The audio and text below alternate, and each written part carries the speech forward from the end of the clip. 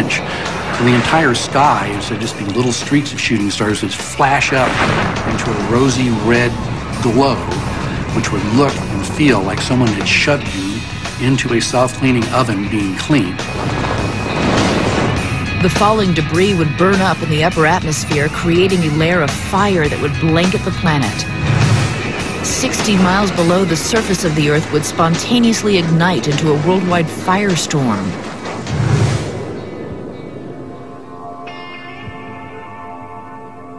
If there were any survivors, they would emerge to find the planet pitch black, enveloped by a thick layer of ash in the atmosphere.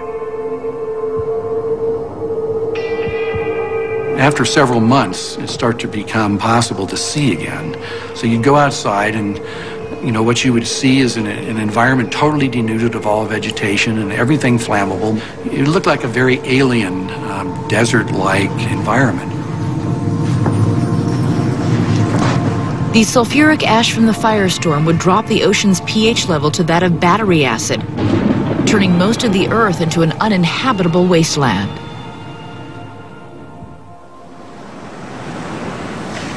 After thousands of years, the Earth would return to a state where it could once again support life as we know it.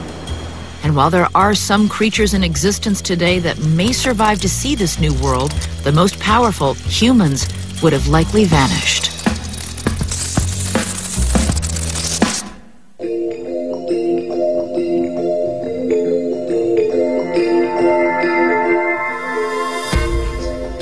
It is sobering to think that nature can turn on us at any time, but in fact, we are our own worst enemy. So now we turn to the final three on our countdown, the kinds of destruction we are wreaking upon ourselves. First, we grew up fearing that nuclear war between the superpowers would annihilate us all. Today, that threat is far from eliminated.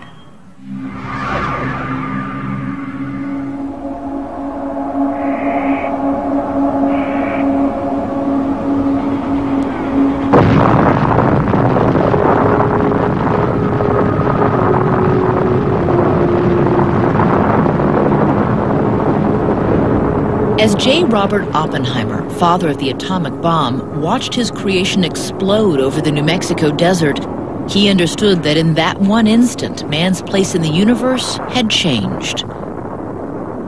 I remembered the line from the Hindu scripture, the Bhagavad Gita. Now I am become death, the destroyer of worlds. I suppose we all thought that, one way or another. They understood what they were doing. They were unleashing a power unlike any humankind had ever had. We now had the ability not just to kill others, but to kill all other human beings. Man now possessed a power that until then had only been found in the heart of a star. We were literally taking a piece of the sun and duplicating it on Earth. The power that gives energy to all of the universe, we now had understood and replicated. It's an amazing achievement, but it carried with it tremendous danger, and that is the paradox. Can we control what we've created?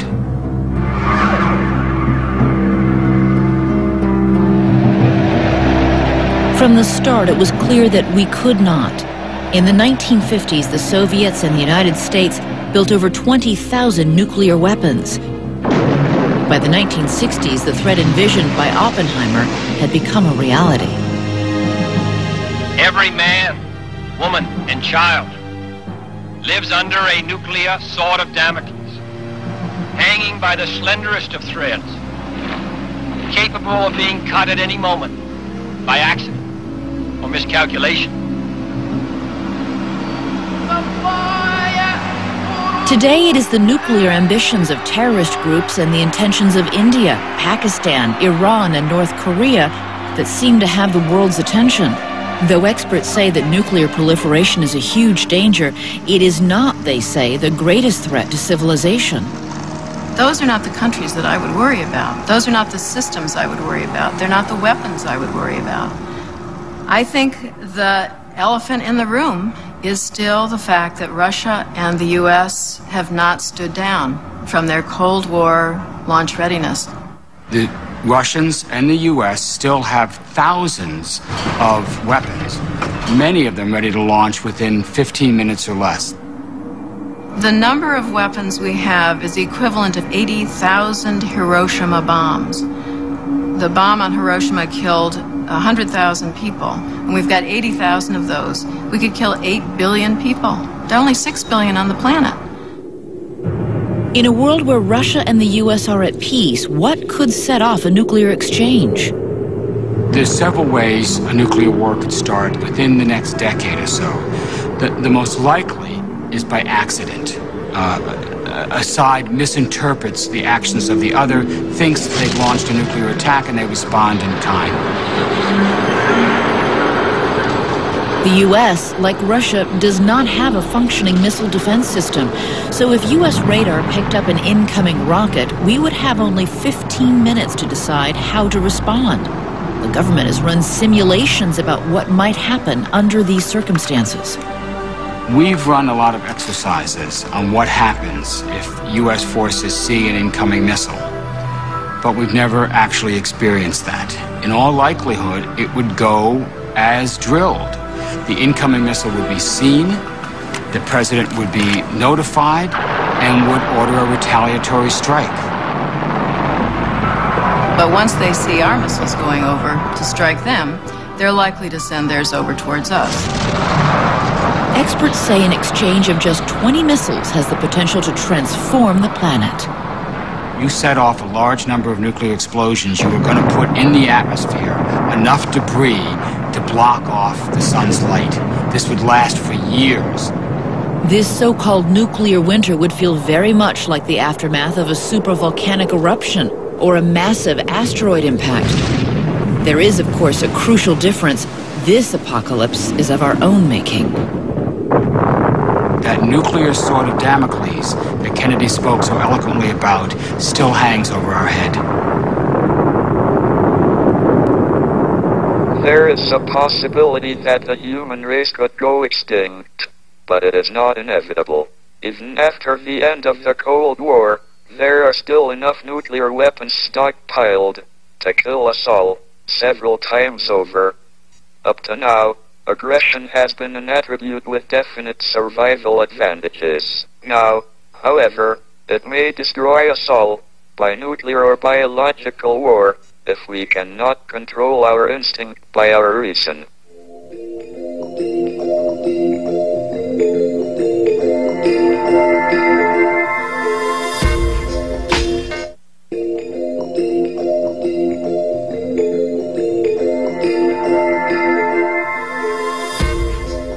The Old Testament in the Bible says that when God wanted to show the Egyptians who was boss, he visited 10 plagues upon the land. Awful things like locusts, pestilence, and swarms of frogs and flies. As horrific as those sound, they're nothing next to number 2 on our countdown, the modern day plagues that may destroy us. And they're not sent from above.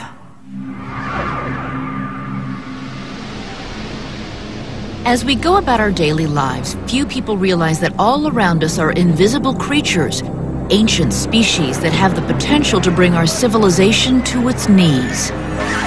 What we've not tamed and never will be able to tame and ought not even try to tame is the microscopic world of the microbes. Most are harmless, but some can kill us in hours. And now with modern technology, mankind has the power to make them deadlier than ever. You know, it's just a matter of time until you have an enormous disaster, whether it's man-made or Mother Nature.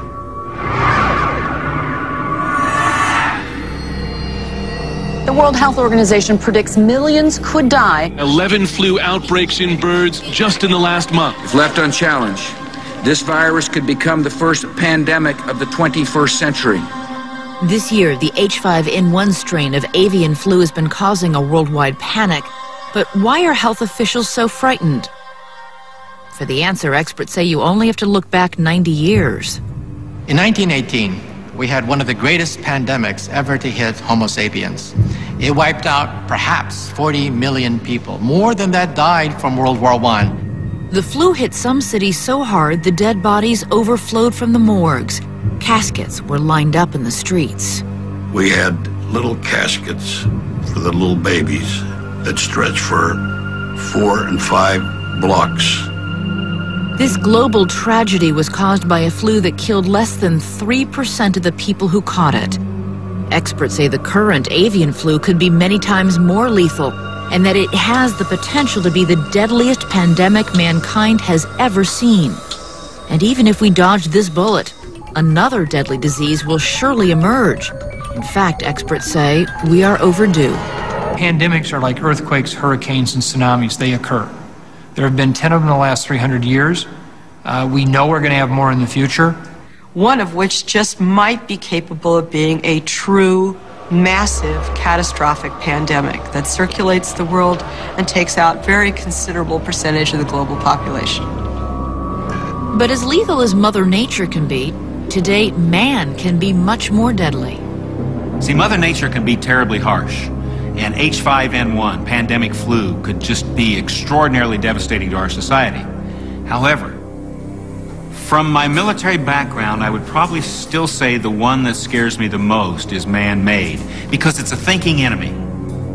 We have used germs as weapons for centuries. In the 1300s, Mongol armies catapulted plague-infected corpses over the enemy's city walls. In the 1700s, the British gave smallpox-infected blankets to Native American tribes. And then, by the Cold War, we were able to take germs to a whole new level. They wanted agents which would kill more people, which would kill people easier, which would have severe symptoms, and so on. Sergei Popov headed genetic engineering projects in the former Soviet Union's bioweapons program. He says it is possible to take smallpox, one of the greatest natural killers, and engineer it to be the ultimate weapon. A typical smallpox kills 30% of infected people. The re-engineered smallpox would differ from this. I believe it would kill 100% of people. The revolution in biotechnology has made germ engineering cheaper and easier than ever. There are now tens of thousands of people with the expertise needed to build a new virus, and the number grows by the thousands each year. What's more, the instructions and the formulas are available on the internet. We lived for many decades under the threat of nuclear annihilation. Fortunately, there were a very limited number of people who had their finger on the button. The question then becomes, what happens when you give that button to everyone on the planet? I think it's probably fair to say that the button will get pressed. You might ask, who would want to do such a thing? But history teaches us there are always a few people who, if they had the ability, might want to try. Some people have said, thank God Ted Kaczynski was a mathematician and not a biologist. In most situations, it's not about money, it's not about revenge, but it's about belief. What would happen if someone took a deadly disease like Ebola, made it as contagious as the common cold, and then released it? Find out when we return.